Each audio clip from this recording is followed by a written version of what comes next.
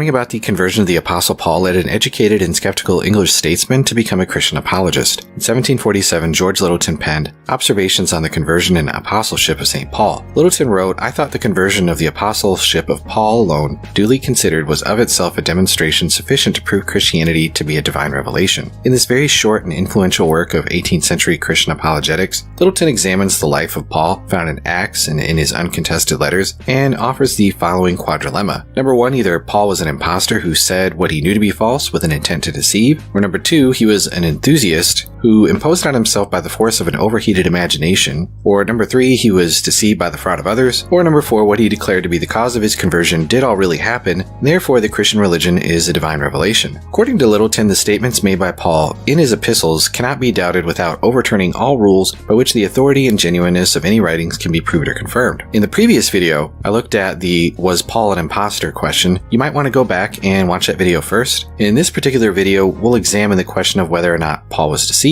Did Paul experience some kind of religious hysteria and overinterpret what he saw? Well, the content of Paul's claims makes it unlikely that he was mistaken. But first, let's examine Paul's personality. Littleton says that Paul lacked the general ingredients of enthusiasm. He wrote that he wasn't given to great heats of temper, melancholy, ignorance, credulity, vanity, or self-conceit. Rather, Littleton says that only a quick and warm disposition is to be found in Paul. Paul became all things to all men. In the most trying moments of his life, he exhibited prudence and had regard to the decorums of society, as we can see when he's before Felix and Festus and Agrippa. Paul also doesn't seem to be depressed. Even though he said that he would like to depart and be with Christ, he was willing to cheerfully spend his life preaching the gospel. Even while he was writing in prison, Paul repeatedly spoke of joy and living without anxiety. In the book of Philippians, we see that. We also see no evidence that Paul felt any excessive guilt regarding his actions. Before he converted, he seemed more than content with his particular lifestyle. Paul certainly wasn't ignorant and credulous. He was extremely educated and very slow to believe the claims of the Christians. As someone who had lived in Jerusalem for a time, it's difficult to imagine that Paul was a stranger to the news of the miracles of Jesus. He had the facts of the resurrection and presumably would have heard the arguments against them. He had heard what had happened at Pentecost and of all the miracles worked by Peter and the other apostles up to the death of Stephen. Far from being easily duped, Paul had closed his mind to every proof and refused to believe. Littleton says that nothing less than the irresistible evidence of his own senses, clear from all possibility of doubt, could have overcome his unbelief. So was Paul full of self-conceit and suffered from some sort of messiah complex? Paul definitely doesn't seem like somebody who would have any delusions of grandeur, like some people who confuse their own foolishness with God's will. We see so-called prophets on Christian television who claim to take constant trips to heaven and feel compelled to share their latest revelations. Paul, on the other hand, saw himself as the least of all the apostles. He taught that having all the spiritual gifts in the world meant absolutely nothing without exhibiting divine love. Leaving Littleton's book for a moment, some recent critics have offered additional scenarios based on what we know from modern medicine, such as conversion disorder. Conversion disorder begins with some sort of stressor, or trauma, or psychological distress. As a rule, physical symptoms of this syndrome affect the senses and movement. Among the symptoms are temporary blindness and hallucinations. According to the Diagnostic and Statistical Manual of Mental Disorders DSM-4, women are 200% more likely to experience conversion psychosis. Adolescents, military personnel in battle, people of low economic status, and those with low IQ are also more prone to experience this phenomenon. Paul doesn't really fit this bill. Furthermore, researchers have estimated the number of patients with ongoing symptoms of conversion disorder to be only 2 to 5 individuals per every 100,000 patients per year. Given the rarity of this condition, we would need some very strong evidence to demonstrate that this is really the case. Some have also speculated that Paul's visionary experience was the result of an epileptic seizure. The problem with this theory is that complex visual hallucinations related to epilepsy are incredibly rare in adults. Adults who are affected by these things typically experience them as children first. The age of onset for epilepsy is generally either in childhood or from the age of 60 onwards. Paul would have been outside of those age ranges.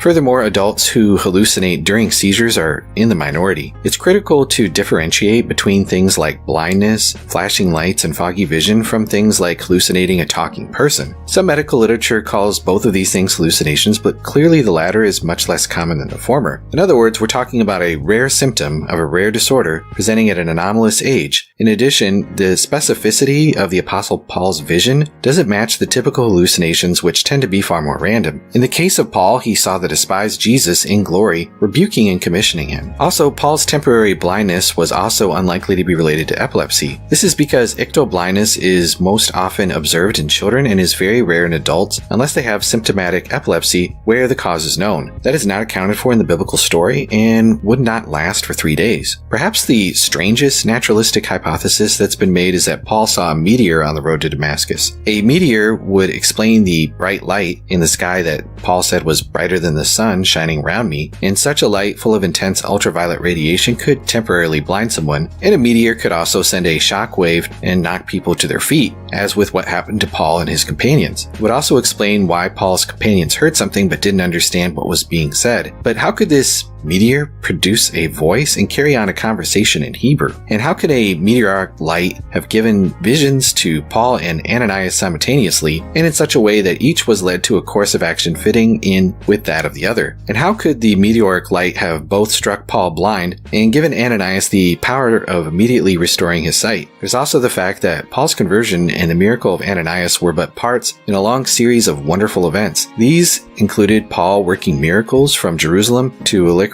Skeptics are really reaching here. Moreover, severe bipolar disorder, schizophrenia, psychotic breaks, and so forth seem incompatible with a well-educated, intelligent person in a leadership position traveling throughout the Greco-Roman world planting churches. In today's world, people with all kinds of disabilities can achieve these things, but only with the help of modern medicine. It seems unlikely that Paul would have been able to accomplish all of this in his historical context. Some have tried to argue that Paul's thorn in the flesh was some kind of medical condition. However, given the context of his statement, it would appear likely that he was referring to persecution. Some kind of fit of madness doesn't really explain Paul's subsequent miracles. One 19th century apologist who was inspired by Littleton's argument wrote, his fellow travelers, Ananias at Damascus, Sergius Paulus, the prudent deputy at Paphos, Elymas the sorcerer, Eutychus at Troas, priests and people at Lystra, the jailer at Philippi, the barbarian Maltese, Erastus the city treasurer at Corinth, and Dionysius the learned Areopagite at Athens must have all been equally mad, and mad with marvelous uniformity, mad too with a madness which gave feet to the lame, eyes to the blind, healing to the sick, freedom to the iron-bound captives, and life to the dead. Given the content of Paul's testimony, any theory of him being deluded requires layer upon layer of improbability. The conversion of vicious persecutors into faithful martyrs is unfortunately quite rare. One cannot find similar conversions among numerous notorious murderers throughout history. Finally, there is the possibility that Paul was deceived by others. This third possible explanation, Littleton dismisses in less than a single page. The other apostles and early Christians couldn't have deceived Paul. The fearful Christians were wary of approaching him after receiving word of his conversion. It was also physically impossible for them to deceive him. How could they produce a light brighter than the noonday sun? And who might have caused him to hear a voice speaking out of that light? Could someone make him blind for 3 days and then return his sight with a word? And again, no fraud could have produced the miracles that Paul worked. Littleton concludes that unless we're willing to set aside the normal rules of evidence by which facts are determined, we should accept the whole story of Paul's conversion and life as historically true. Therefore, the Christian faith is proved to be a revelation from God. For someone to remain skeptical, one would need to argue that the extra details in Luke, Acts were added later. This is where the importance of the accounts in Luke, Acts, and other Gospels come in. Are these physical details, the later miracles worked by Paul, and the appearances to the disciples, just later embellishments made up by Luke? As I've argued in these videos here, we have multiple lines of evidence for the honest, unembellished nature of the Gospels and Acts. So what do you think about Littleton's argument? In the comments down below, let me know what you think. Does his quadrilemma work? Or is there another option that maybe he didn't think